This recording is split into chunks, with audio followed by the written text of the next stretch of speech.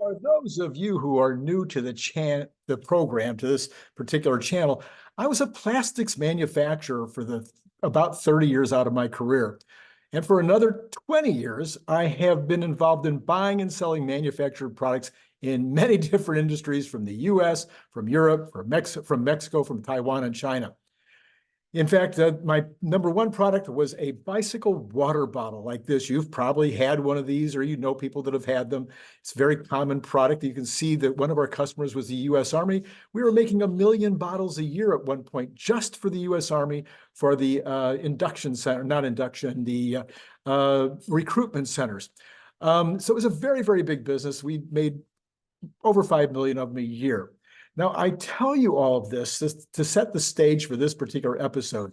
If I still owned my company and the roughly 100 employees that it took to get those products out the door, I would happily pay at least $50,000 a year for an Optimus. Happily, joyfully. As soon as the order page was live, I would have been looking to secure at least 10.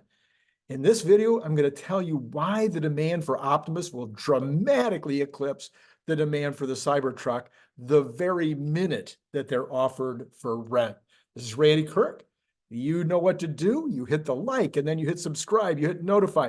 Why do you want to hit notify today? Because tonight I have my regular program Monday morning, which is produced on Sunday night, where we talk about all the financial reports and things. This coming week, are you kidding me? CPI, PPI. Oh, yeah, it's going to be one of those weeks. So we talk about that. We talk about the impact. We talk about what's expected. And then we talk about Tesla stock in light of all of those things and any expectations we have in that regard. Commonly, one of my most watched shows every single week. So highly recommend you hit notify just to be reminded. I mean, there's a lot of football on tomorrow. You might forget. All right. So then in the meantime, of course, you also want to be ordering. You also want to be putting your orders in. Where did my Cybertruck bottle opener go? Well, you know, I'm always misplacing it. But anyway, it's around here somewhere. You want to place the order for that as well. All right. And join Patreon. Join Patreon. Join Patreon. All right. What are the benefits of a humanoid robot for a manufacturer like me? I mean, you might be thinking about how you could use it in your home, or how you could use it, how people could use it over at a burger flipper or something like that. Or maybe you could, a lot of people can see it like in nursing homes to move the elderly around from place to place. And so people wouldn't hurt their backs in that employment. Most people can think of lots and lots of uses for robots, but they think, yeah, it'd be a good business. Of course, Elon says it's going to be an unlimited total addressable market, unlimited. He thinks it could be larger than the population of the world. So it could be 8 billion, 9 billion, 10 billion humanoid robots really could be employed, and that it will make products so inexpensive. It'll bring new products onto the market that could never be on the market because the cost of labor is too high. And so by reducing the cost of labor, it makes products more available. It means that products can be made in the United States that cannot normally be made in the United States, because typically the labor cost is one of the reasons you go to China, Taiwan, not Taiwan anymore. One of the reasons you would go to China, maybe now to Southeast Asia, to the Philippines to get something made, Mexico. But now there won't be as big a difference if you can employ Optimus to do it. All right. So I'm going to talk, though.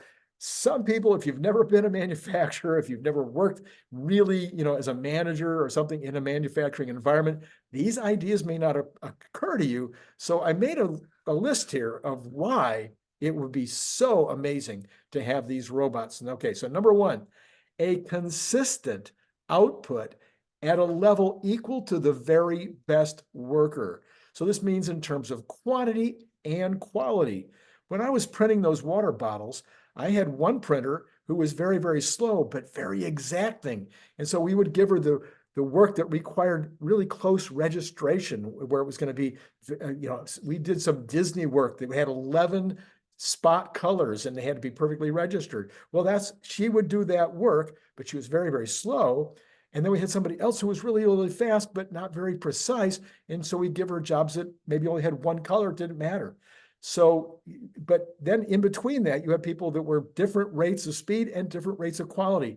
When you've got an Optimus robot working, it'll be your very best worker for both speed and quality. You won't need to make those decisions or make the, sort it out between your various workers. You also commonly have on any particular line, you will have, say, when people were putting the caps on these bottles, you have somebody that has to put these caps, on the bottle and close them up. It's got a little lariat on it, so it makes it a little harder than most things. So, you have to put the lariat on, and then if you put the lariat on, then you put the cap down. So you've got these workers that are doing that. Well, you have one worker that does it twice as fast as another worker. And you are always going to have that. And if you've got 10 workers, you're going to have all different levels of the speed at which they can work. Well, with an Optimus robot, that's not going to happen.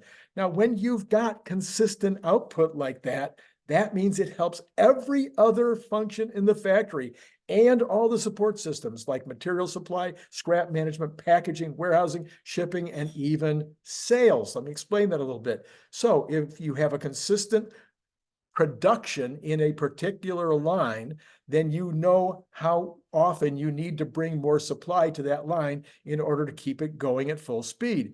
If you have differential numbers, then you're not as you don't know as consistently when to bring it. That backs all the way up the line to when you want the product delivered at your back door in order to have enough to continue to go in a just-in-time environment. Then you have the other end of the line. You have, after it's made, it's all finished and it's going into boxes. When it now goes to the shipping department, they need to know how many they can ship a day, how many people they need to do that. And then what about the customer? The customer wants to know when it's going to ship. He wants to know when he's going to get it. So all of those things are affected. Even scrap management. I had one year when I lost a huge amount of money because my employees were not putting the scrap back into the raw materials and reusing the scrap. They were selling the scrap for far less than you're going to buy new material for, and they were doing it against the rules. Well, a robot's never going to make that mistake. It's never going to not do what it's supposed to do, and you're also going to be able to exactly know how much of that scrap is being used, and it's always going to be done correctly. Okay, number 2, night shifts are generally not as productive and they're more prone to problems and shrink. But with a robot, the robot is going to act the same on a night shift he's going to do on a day shift. He's going to work the same when he's under immediate supervision as when he's not under immediate supervision. The robot is always going to be consistent, and so therefore you're not going to have the kinds of losses, including theft, that are more common on the second and third and even the fourth. Let me make it clear. There's a fourth shift. The fourth shift is the weekends, okay? So you have 3 shifts possible on the 7 days during the week, and then you have a fourth shift that's available on the 48 hours that are available on the weekends. All right, so when you've got a night shift and you don't have as much supervision, you have more chance of shrinkage due to all kinds of reasons. In fact, those scrap problems I had that one year were almost all on the second and third shift. So night shifts become just as productive as day shifts. And what does that mean? That means companies that are reluctant to go to a second shift because they're worried about not being able to manage those people, they can now go to that second shift if they, and get more utilization out of the building, which increases the overall decreases the net cost of the product because you don't have as much overhead involved. That's also true for remote production. Some people, I was considering setting up a remote factory about 500 miles away because of the savings in freight. I didn't want to do that because of management, because not being able to be as on top of the employees, but with robots, you don't have the problem. Number 3, I'm sorry, that was number 3, is night shifts and remote production. Number 4, no training or retraining in the traditional sense. Once they're trained using vision, using copying what the employee does, or all the different methods we've talked about on all kinds of other videos, whatever the method is, once that robot is trained, it doesn't need to be retrained unless you change the actual process itself, or unless it gets into maybe if you're talking about printing, for instance, maybe this particular print job is so complex and so complicated, it needs to be tweaked and trained a little bit. But in the more traditional sense, you're always having to train new employees. You're having to train people that are moving up to the next level of their employment. You're having to retrain them when they make mistakes or create problems because they're not going with their training. And that is a constant. You're constantly doing training and retraining.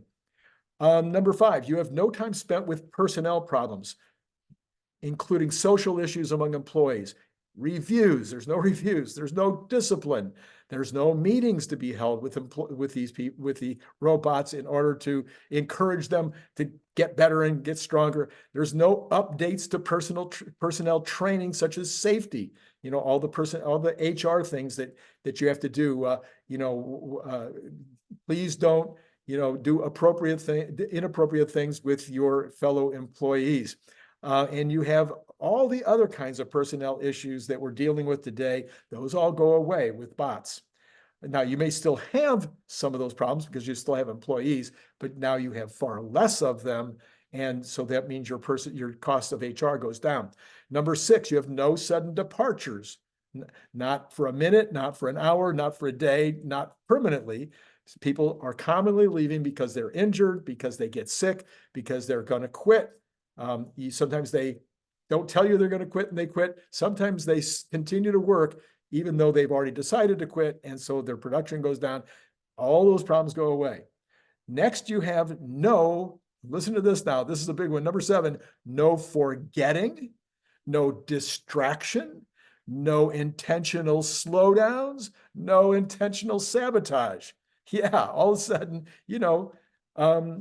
it doesn't take much to have a distracted worker and they get injured because of it. It doesn't take much to have a distracted worker and the machine gets broken because of it. It doesn't take much to have people that do intentional slowdowns because they just don't want to work that hard. It doesn't take much to have sabotage when supervisors aren't paying attention. We saw sabotage in people trying to get their bonuses for doing hitting certain numbers per day in the quantities produced. They were sabotaging. They were actually hiding the scrap so that we didn't know about the scrap, so they didn't get docked for the scrap. These things happen, okay? You don't have this with the robot. You have 8, no shrinkage from internal theft. Well, we talked about that on second and third shift, but internal theft can happen on first shift too. It happens all the time. In fact, there are studies that show that internal theft from your employees in a manufacturing facility, even in retail, is larger than the shoplifting theft or external theft. Number 9, and by the way, and there's no insurance on that. Internal theft, unless you happen to find that it was a very, very large thing by one person, you got no way to recover it. Number 9, no issues with substance abuse or other illegal activities. I can tell you that I have had to call the cops and have them come in and take somebody out of the building who was selling cocaine on my property. And there was an employee, okay? And lots of other things of that nature. I had employees break in the middle of the night at a time when we weren't having 3 shifts, break in the middle of the night and steal product out of my building because they knew the layout, they knew what to do. So no shrinkage from internal theft. Number 9, no issues.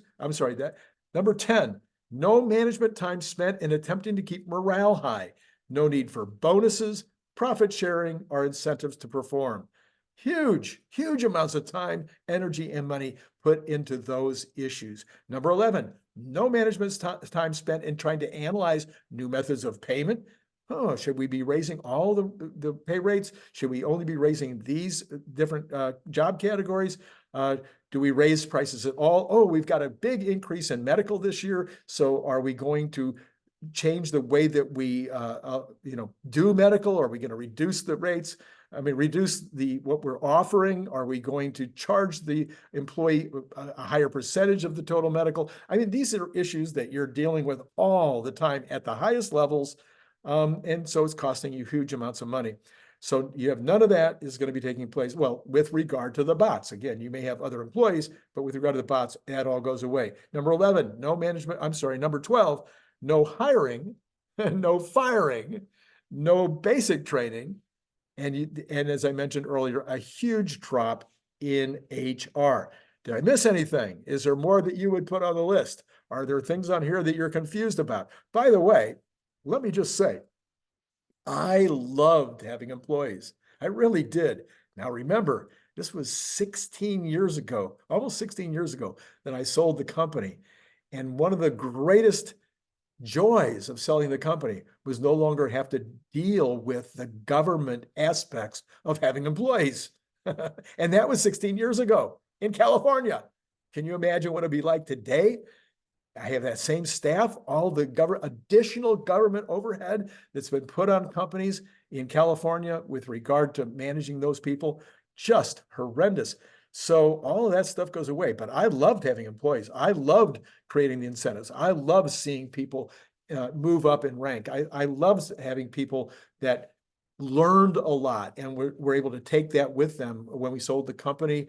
And some of them were not kept by the new owners. They went out and started a competitor, and they're still in business 16 years later. So that kind of stuff brings great joy to my heart, but it wasn't great to have all the rest of the stuff that I just talked about that would be eliminated with a bot. So when we're talking about $50,000 a year and maybe comparing that to a $25 an hour employee, which would be $50,000 a year just for that, just for their basic pay, there's so much more to the story. And that's what I wanted to share with you right now. So yes, I believe that I would not be the only small business owner in America that would be going, oh my gosh, as soon as I can tell you that this was the same feeling I had in 1993 when Al Gore called me and he said, the internet is going live next year and you need to get a website.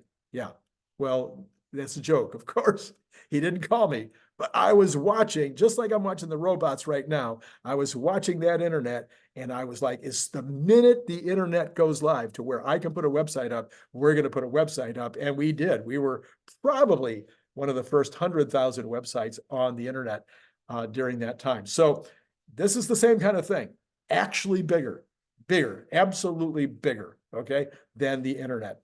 I mean, like maybe 10 times bigger, 10 times more important, 10 times more important in terms of lowering costs and making more wealth for everybody in the entire world. All right. Once again, let me tell you to be sure to watch the video yesterday with Larry Goldberg. I know it's long, speed it up, whatever you want to do, chunk it, go. It's over an hour long, and we try to keep it under an hour, but we just couldn't. It was too important. The analysis that we did there, the analysis that Kathy did, and then we did analysis on top of it. Very, very important stuff in terms of the year that we're facing, in particular, because as mentioned, while I haven't completely gone into the camp of a contraction and or maybe even a recession by the third quarter, I'm certainly leaning that way. As one pundit said, we may not have an actual recession this year, but it's going to feel like that to the average citizen. So here's the card for that episode. Do not miss it. In the meantime, here it is. Have you bought this yet? Come on now. Come on. You know you want one. Okay, where do you need this? You need this on the refrigerator in the house. You need this another one on the refrigerator in the garage. You need another one at the office. Take it to the office. Everybody's going to enjoy it. Put it on the refrigerator there. It'll be fun for everybody. Then you need one for your cabin. You need one for your to go. You need a version of this to go because you put it in your cooler, and then when you go, it'll be right there. You won't forget it. You need one in your RV. Obviously, you need one in the RV, and of course, you need one for your plane. So that would be what I'm up to, like 7 or 8. Why don't you just round it up and get 10? At 10, they're only $21 a piece, $210, and you can have 10 of these. And if you have 3 left over, you give one to your cousin, one to your best friend, one to your brother, sister, whatever. You pass them around and share the joy. I mean, it's really cool. I keep getting emails from people that got theirs going, oh my gosh, everybody they gave this to just loved it. They open up their own and they're like, oh my gosh, it's better than I ever thought it was going to be.